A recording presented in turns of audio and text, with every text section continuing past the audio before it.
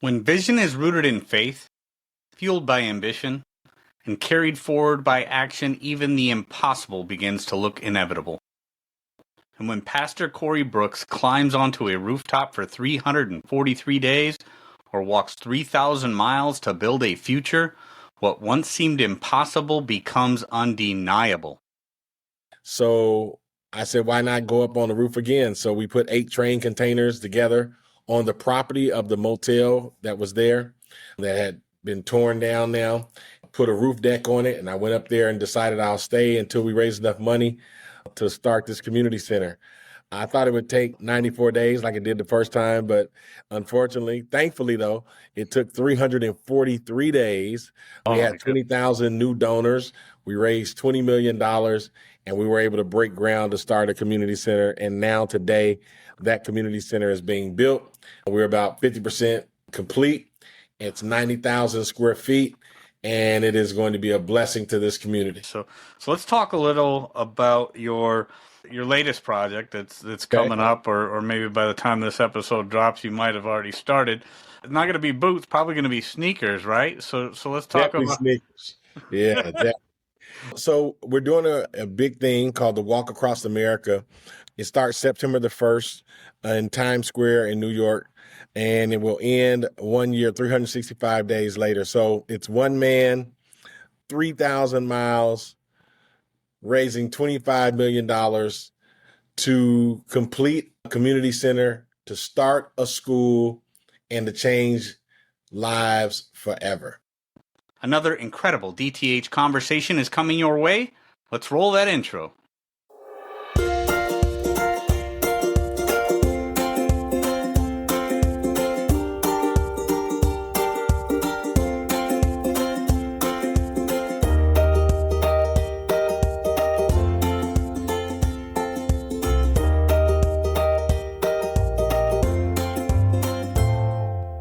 Welcome back, my friends, to the Derate The Hate podcast. I'm your host, Wilk Wilkinson, your blue-collar sage, calming outrage and helping to navigate a world divided by fog and those who would spread that fear, outrage, and grievance. The Derate The Hate podcast is proudly produced in collaboration with Braver Angels, America's largest grassroots, cross-partisan organization working towards civic renewal. This podcast amplifies the mission that we share to foster a more respectful and united America where civic friendship thrives even when we disagree. Each week, through the power of story, conversation, and connection with incredible guests, we work to build bridges instead of barriers. Not to change minds on the issues, but to change how we see one another when we differ. Because, friends, it really is about bettering the world one attitude at a time. We did not create the hate, but together we can derate the hate. So be sure to subscribe wherever you get your podcasts, share it with a friend, and visit braverangels.org to learn how you can get involved in the movement to bridge the partisan divide. Friends, I am so incredibly grateful that you have joined me for another powerful Derate the Hate episode. So let's get to it.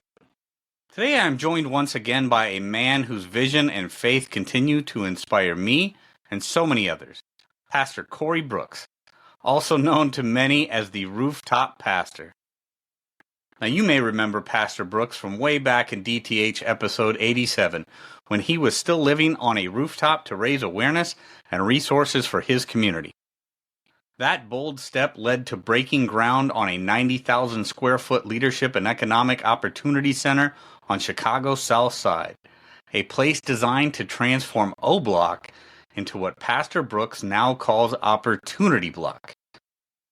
In this conversation, we dive into the incredible progress on that center, complete with trade schools, culinary arts programs, restaurants, financial literacy training, and so much more.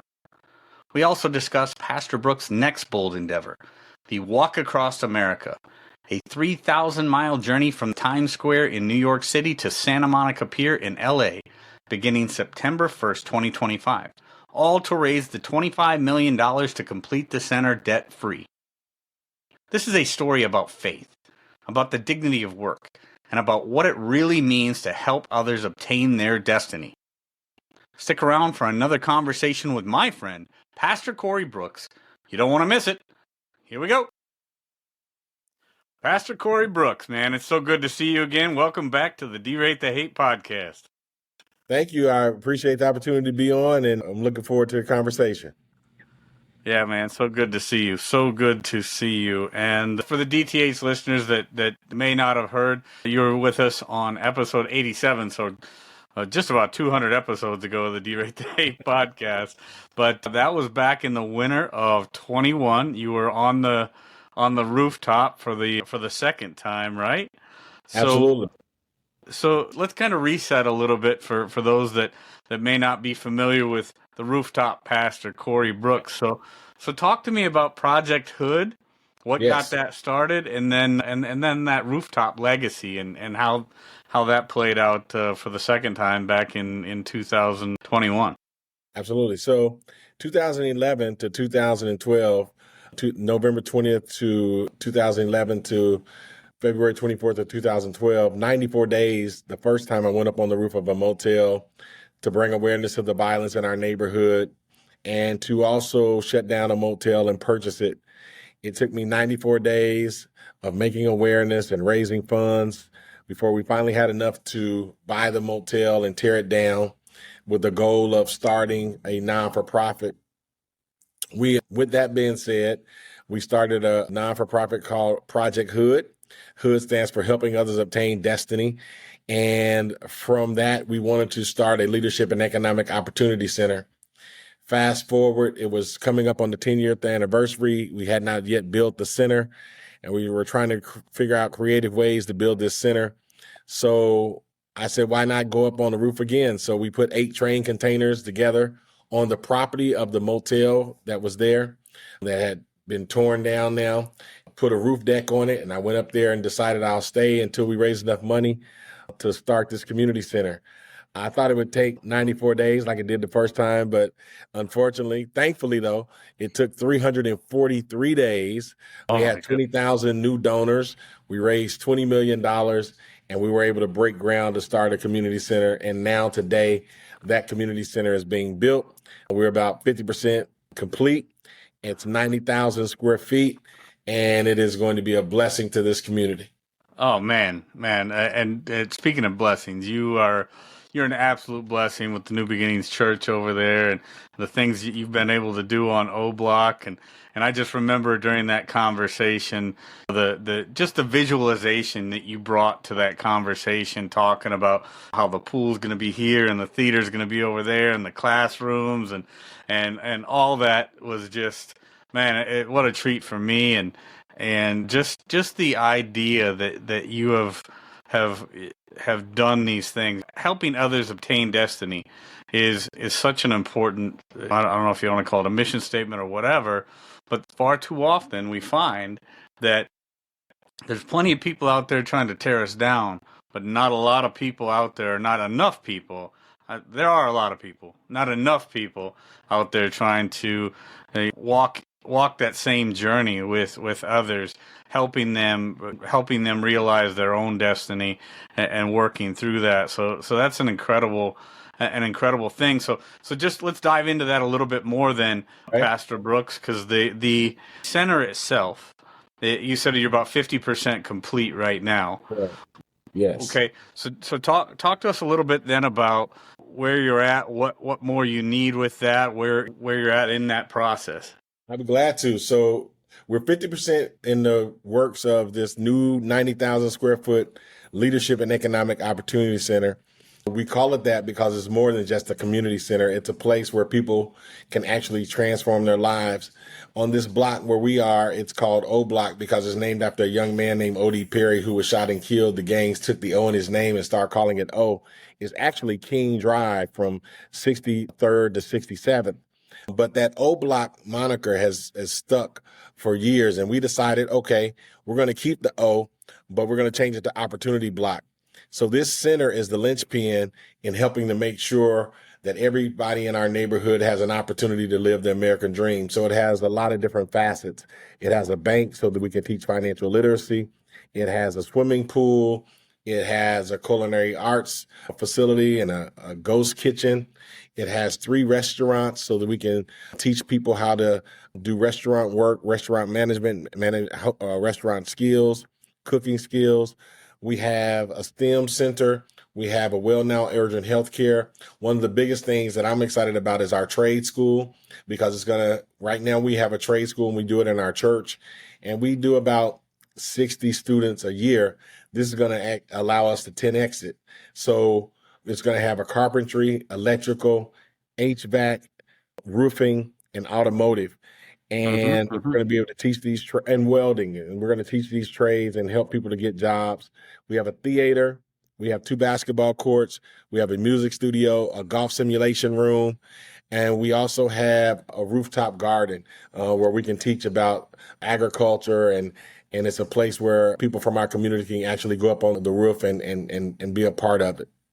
That's awesome. That is absolutely awesome. I remember you talking about that before, and then obviously being the rooftop pastor, and then incorporating something on the roof of the new center was very exciting. Let's talk a little bit more about. I mean, I love the trade school thing, the HVAC and the electrical and the welding and all that. Hugely important because I mean no matter what we end up doing as a country, the importance of education, there is that, right? There's the college thing, and everybody tries to put so much emphasis on education.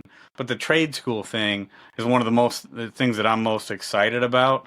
Is the fact that people, especially now that HVAC work and electrical and plumbing and things like that are actually, I mean, I know.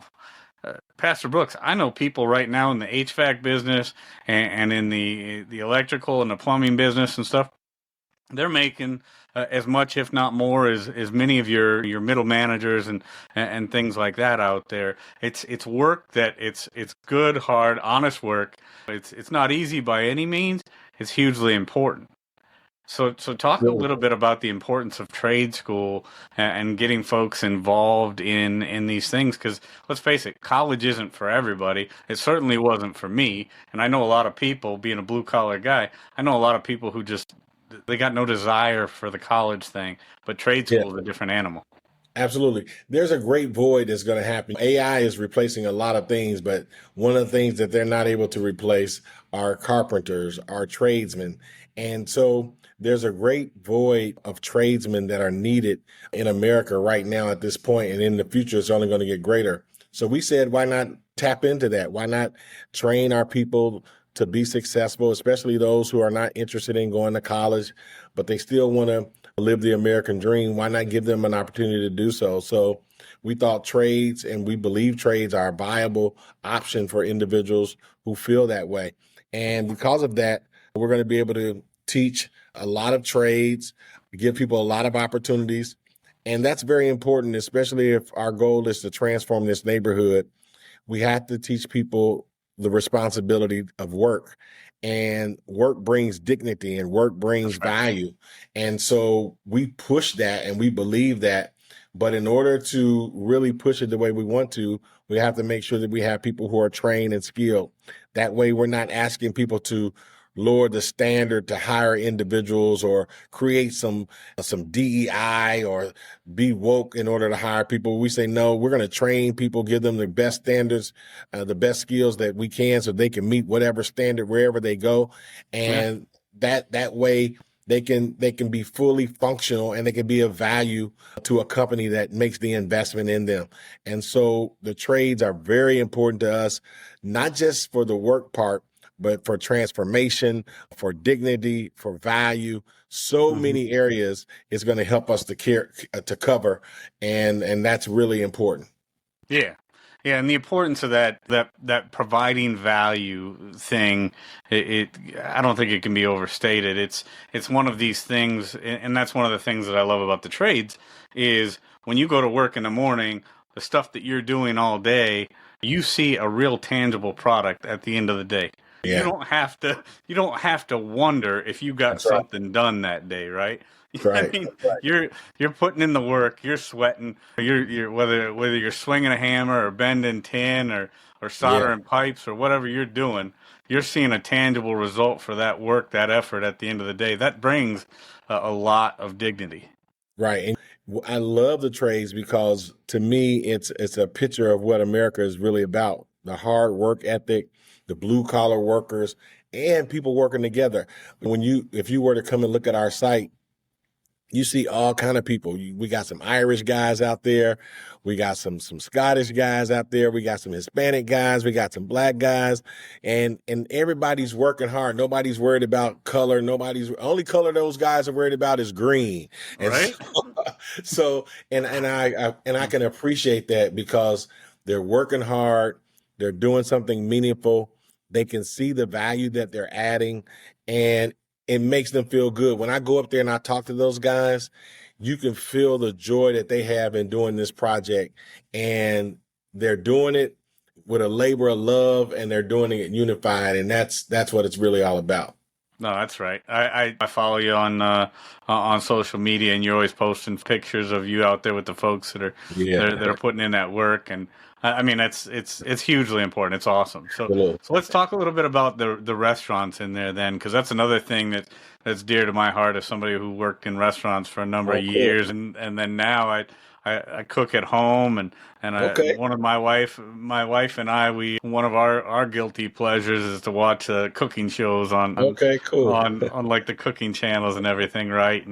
And just seeing the enthusiasm for the hospitality industry Yeah. and people working the way that they do in those. So these restaurants are going to be functioning restaurants in the Yeah. in the thing that people can kind of intern in, or how does Yeah. that work? Absolutely. So they're fully functional restaurants where people can be hired and they'll be paid to learn a skill. So our focus is going to be culinary and hospitality. So either people are going to be learning how to do culinary skills where they become cooks for restaurants, various restaurants in the back, or they're going to be doing hospitality, learning the front of the house, the management of it, the serving of it. So those are the two focuses of the restaurant, but it's all about still training people to do these jobs and training people to be of value to another company. It's not so much about them working for us, but it's about us training them to go and do something for themselves or work for other individuals. Man, that's awesome. Yeah. That's so cool. That is so cool. Yeah, like I said, and a point that you've brought up a couple times is that providing value, and the dignity in being able to provide value, being part of something that really matters, and the dignity that comes along with work, and the importance of a of a good day's work.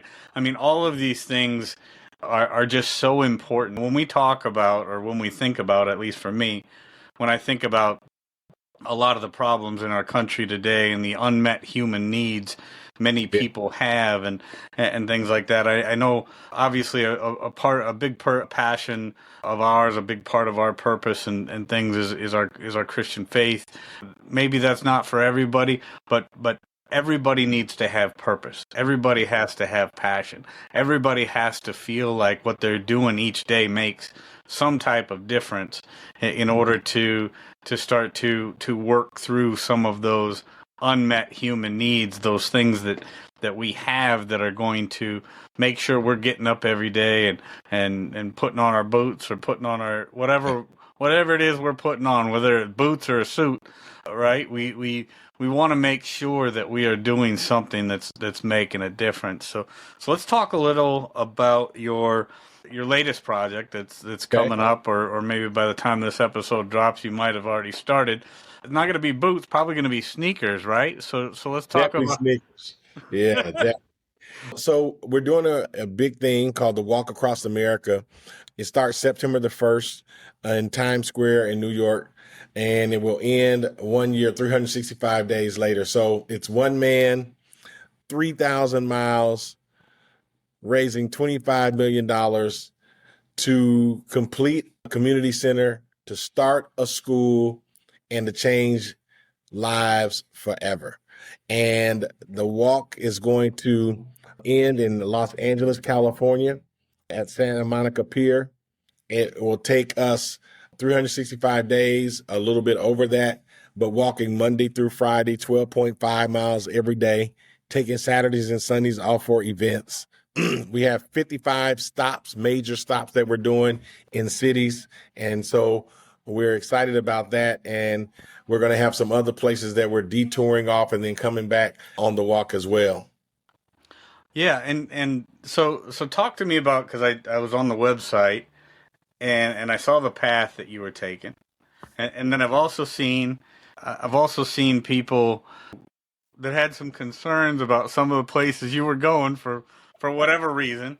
But talk to me about the path and why you chose the path that you did, because you're not going straight from New York to L.A. on a beeline. You are kind of zigzagging around. So talk to me about the path and how you chose that path, Pastor Brooks.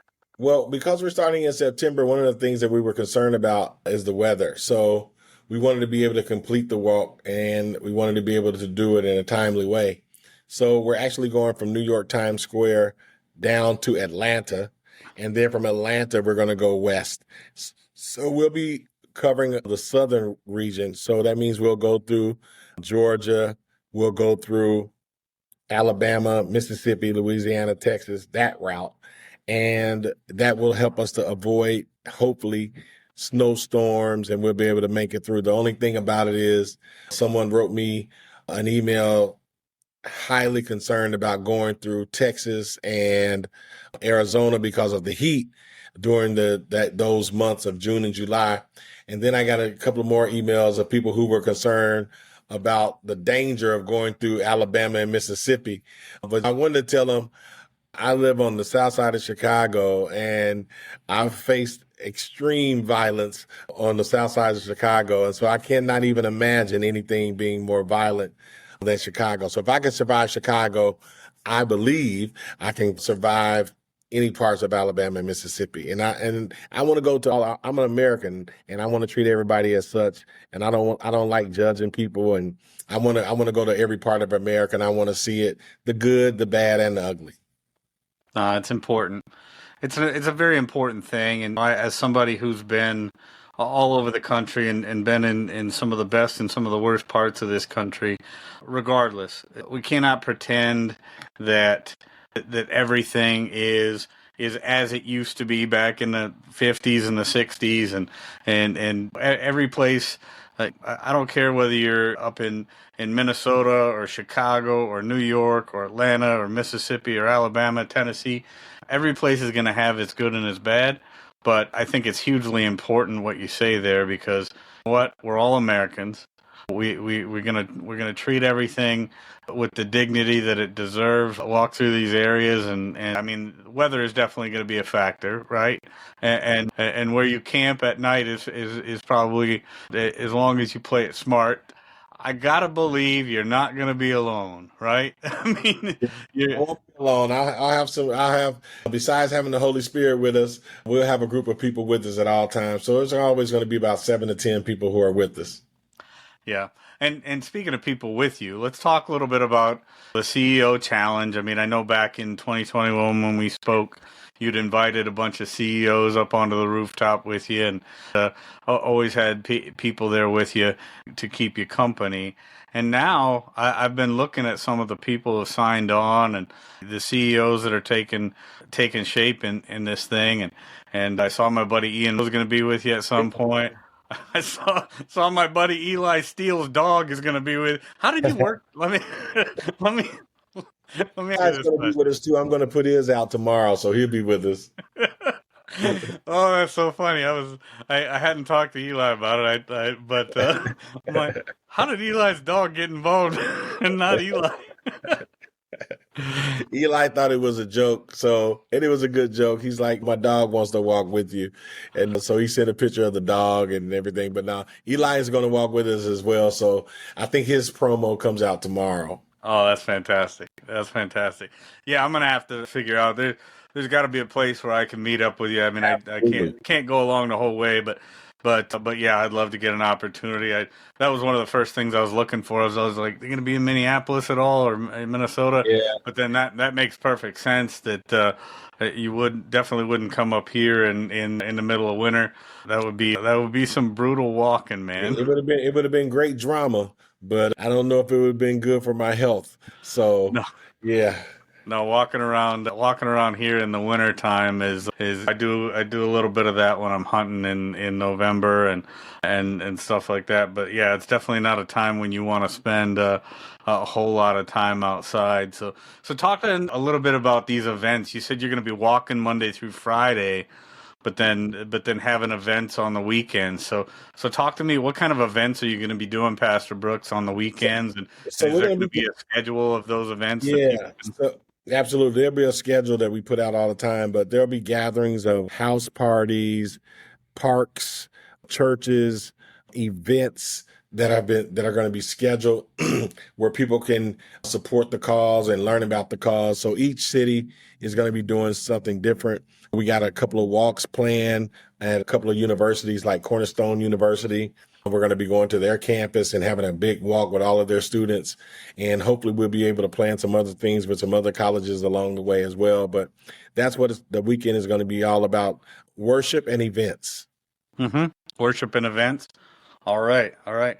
And then, so as far as the fundraising piece of this, tell me a little bit more about how people. I mean, is it going to be like a sponsor a mile thing? Is it going to be, or talk to me about the fundraising piece of this? Because you said you're looking to your goals. You get 25 million to finish the center, and is 25 million going to finish the center for you?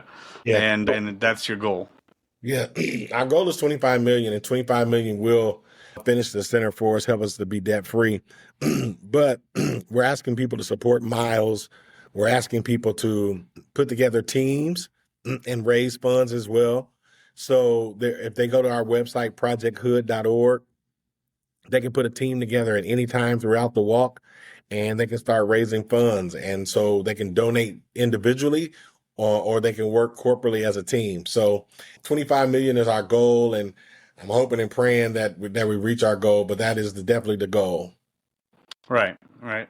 Well, being on the rooftop, you did. What did you say? It took 364 days or 300 to do 20 million, right? And Yeah, yeah. and this is I've got to believe. I mean, I thought the rooftop thing was a pretty incredible feat, but walking across the country has got to be. I mean, so there's two things going on in my brain here, right? Is is number one, me being older and rounder fellow than I've ever been in my life. Sometimes the idea of walking to the mailbox can get a little daunting, let alone walking across the country. So what what are you what are you doing to prepare yourself for this? Because like this is quite going to be quite the undertaking. Yeah, well, one, I've been losing a lot of weight. I've lost about 70 pounds, and I'm really thankful Nice. for that. Two, try to work out on the treadmill. But three, the biggest thing is lifting weights, focusing on my lower body. The legs that are so important to carrying the load and making sure you're able to walk. And then one of the things that my trainer helped me to realize is that even if I were in no shape, if I just keep walking, eventually I'll get in shape. So every day Right? I'm walking and I'm getting better at getting in shape. And so it's a walk of health along the way and getting in shape along the way. I don't think you could ever be totally prepared to do this type of walk every day. So it's just something that you just got to throw yourself into and see what happens, and know when your body is telling you, hey, take a day off, or take a break, or stop and do more miles tonight. So I think it's listening to your body and just getting as prepared as you possibly can. I think the tougher part, though, is the mental part. Thinking that every day I got to get up and walk, Mm-hmm. and every day this is something I got to do for a whole year. I think the roof has prepared me for it, but this is totally different. Yeah. Yeah, it's gonna be interesting. And the other thing that comes to mind when I think about that, and just thinking about something that's that big.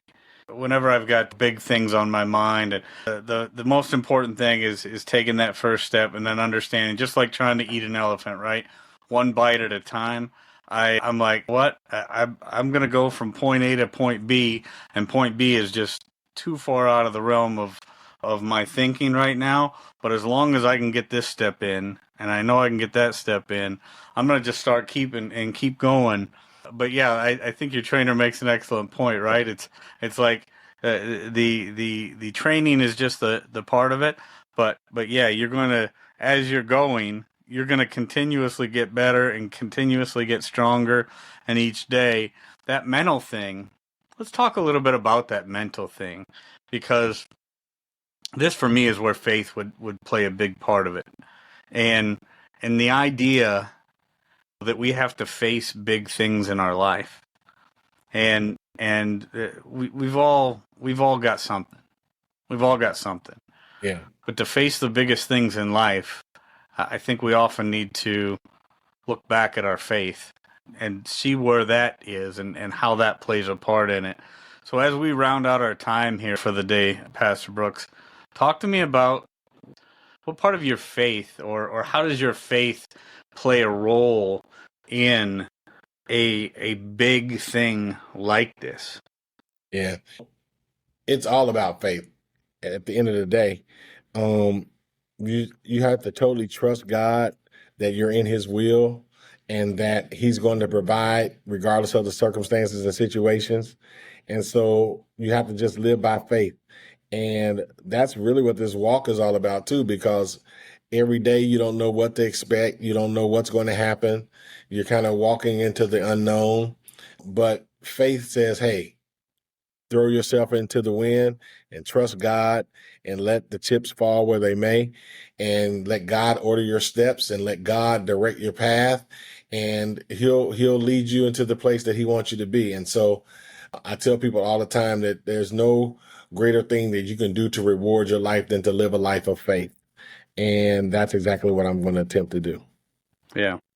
Yeah, no greater reward than to live that life of faith, and I know for me personally in my story, my faith is a big part of that. I've been able to overcome some pretty big things through my faith in the Lord, and yeah, I respect what you're doing so much. I think it's incredible. I know there was plenty of people that were doubters back in the day when you got on the roof the first time, or when you got on the roof the second time, or when you started talking about this center to do all these amazing things. But that vision that you have, the leadership that you've provided, the heart and soul that you've put into this, Pastor Brooks, is so incredible. And the folks in Chicago are lucky to have you. Our country's lucky to have you.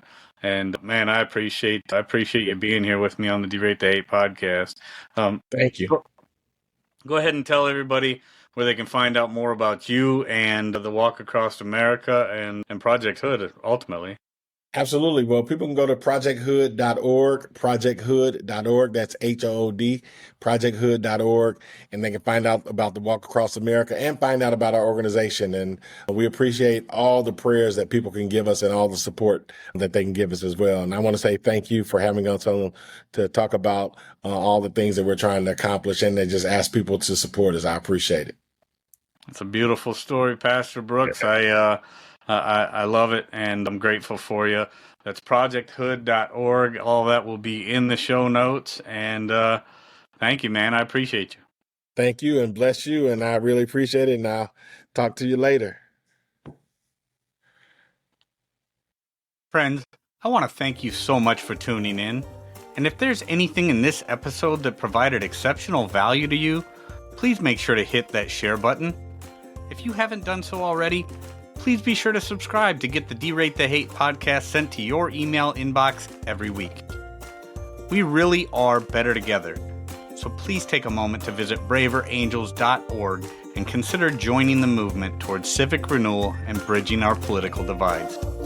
This is Wilk wrapping up for the week, saying get out there, be kind to one another, be grateful for everything you've got, and remember, it's up to you to make every day the day that you want it to be. With that, my friends, I'm going to back on out of here, and we will catch you next week. Take care.